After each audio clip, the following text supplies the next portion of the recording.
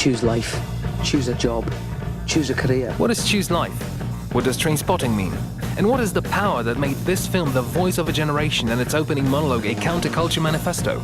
My name is Bart, I'm with the Truth Tellers. In this episode we'll be... The 1990s. Britain bids farewell to the drudgery of Thatcherism and looks optimistically into the future. The UK is on top of the game, this time not at sea but in pop culture. It's Cool Britannia.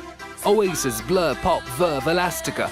Britpop is on the rise, London's club scene is flourishing, accompanied by young electric artists, fashion designers, and most notably Jerry Halliwell's Union Jack dress.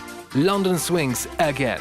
Amidst this heat enters Danny Boyle with an adaptation of Irvine Welsh's novel Trainspotting, which follows a group of friends, their misadventures and opiate debauchery in mid-80s Edinburgh. It's a story of friendship, loyalty and addiction. In the first month of its screening, the film earned £6 million and became an artistic and financial success. But when Americans heard Spud, schools, right? We're all in this together. They requested the film be dubbed for its US release. Legend has it that the only remaining copy is stored in Cheyenne Mountain. The word trainspotting originally referred to literally spotting trains and making notes about them. We go train spotting all around the country. But you would also call a train spotter someone who is obsessed by any topic.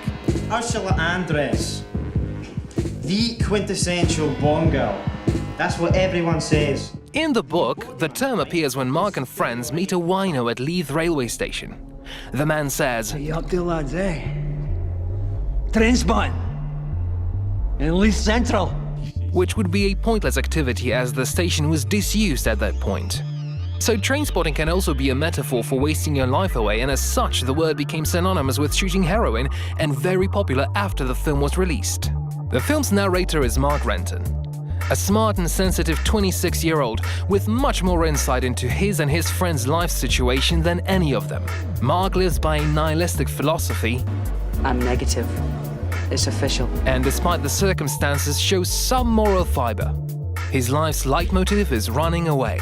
From pain, social norms, responsibility, reality, and heroin is his runaway train, so to speak. As he comes off it, it ironically turns out that escaping from things becomes his new heroin. What did you channel like to? Getting away. And finally, it's time to answer the question, What's choose life? This is Iggy Pop's Lust for Life. This is Renton, and this is Spud. And that is John Hodge, Trainspotting screenwriter. And the following voiceover monologue would define a generation. Choose life. Choose a job. Choose a career. Choose a family. Choose a fucking big television. Choose washing machines, cars, compact disc players and electrical tin openers. But let's take a step back and see what led to Mark saying those seminal words.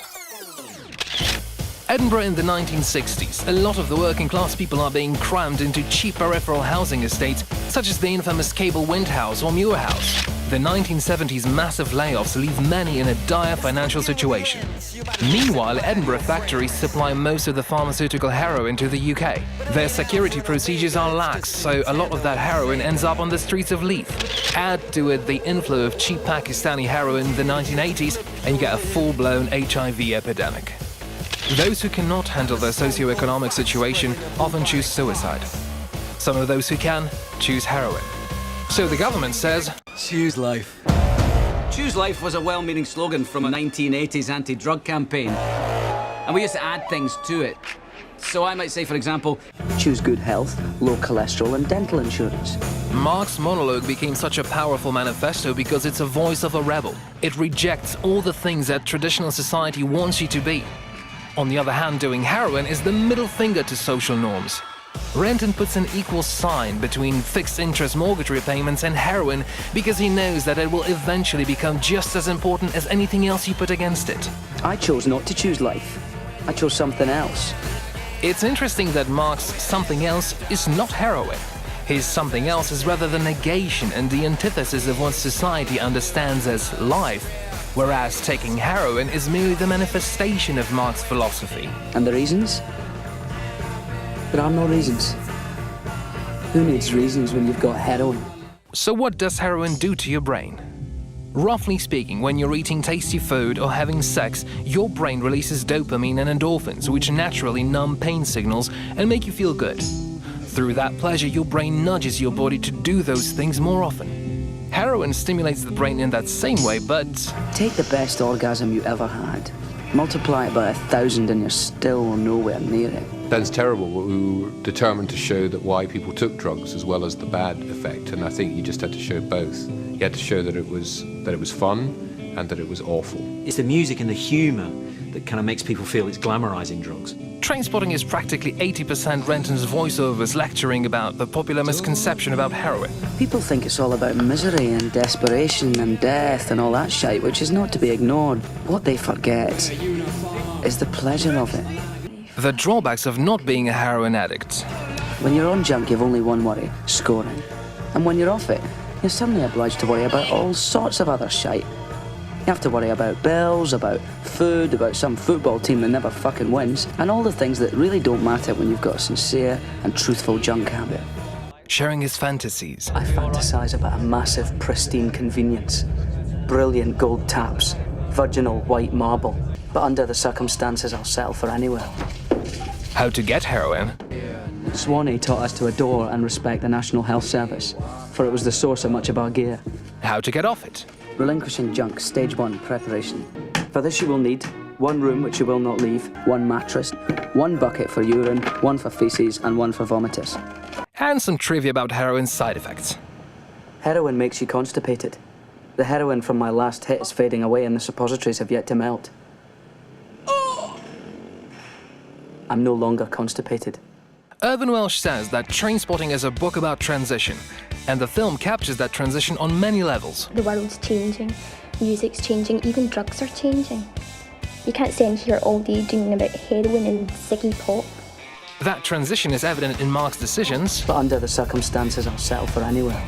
and reflected in his voiceover narration, which comes from cynical and ironic about choosing life, Choose rotting away at the end of it all, pissing your last in a miserable home, nothing more than an embarrassment to the selfish, fucked up brats that you've spawned to replace yourselves. to someone actually choosing life, but now seeing whole different irony of it.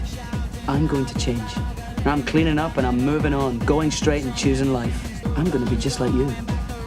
The job, the family, the fucking big television, the washing machine. That change continues into T2, where Mark, now 46, having dodged a major bullet, delivers a very different soliloquy which starts nice and easy. For example, choose designer lingerie in the vain hope of kicking some life back into a dead relationship. But unfolds into a bitter rant about modern world hypocrisy and general lack of reason. Choose an iPhone made in China by a woman who jumped out of a window. Choose a 0-hour contract and a 2-hour journey to work. And choose the same for your kids, only worse. Choose your future, Veronica. Choose life. It's clear that Mark the funny narrator is gone, but someone needs to pick up and carry his torch. Then this happens. I like your stories. I think you should write them down. You think? Yeah, just write them the way you say them. They're funny. I would like to read them. Mark and Simon. First, there's an opportunity. And then, there is a betrayal. Read on. What? Read on. Read on. So who's going to read him? Well, that's the problem. Nobody. I thought of a title. The first drafts of Trainspotting were written very much in the kind of, the Queen's English, which it just sounded nonsense, it sounded pretentious. I mean, people wouldn't kind of think like that or talk like that or kind of act like that, and it took away all the kind of colour and soul and character from the book. So I put that back in by thinking about who the characters actually were and how they would sort of speak and act and can interact with each other, and that's when it kind of really took off. And it took off all right. I think Trainspotting is the beginning of a reawakening of Scotland, of a Scotland of a newfound self-confidence, of a Scotland finding a voice, of a Scotland believing that it didn't need to repeat the tropes or the means of other cultures, whether that was London or America or whatever, and it could speak profoundly in its own voice. To me, it was a way of writing about the 80s, which I think is a kind of pivotal sort of generation in Britain and America, because that whole kind of sort of, for want of a better term, that kind of neoliberal kind of Reagan-Thatcher world, that determined kind of how we've been since then. It's about the transition from a world of work, a world of paid work, to a world of no work. And what happens when you get that kind of vacuum is that drugs tend to fill that vacuum, basically. You know, they kind of win in the absence of there being nothing else, you know, in the absence of other things. And after 20 years, Trainspotting's message still resonates. Choose jobs, choose enterprise, choose security, choose prosperity, choose investment, choose fairness, choose freedom, choose David Cameron, choose the Conservatives, choose the future. The Choose Life speech ends up on posters, mugs, t-shirts and tattoos. The film quotes such as There's final hits and final hits become part of everyday speech, and the real addicts of the 1980s become known as the Trainspotting generation.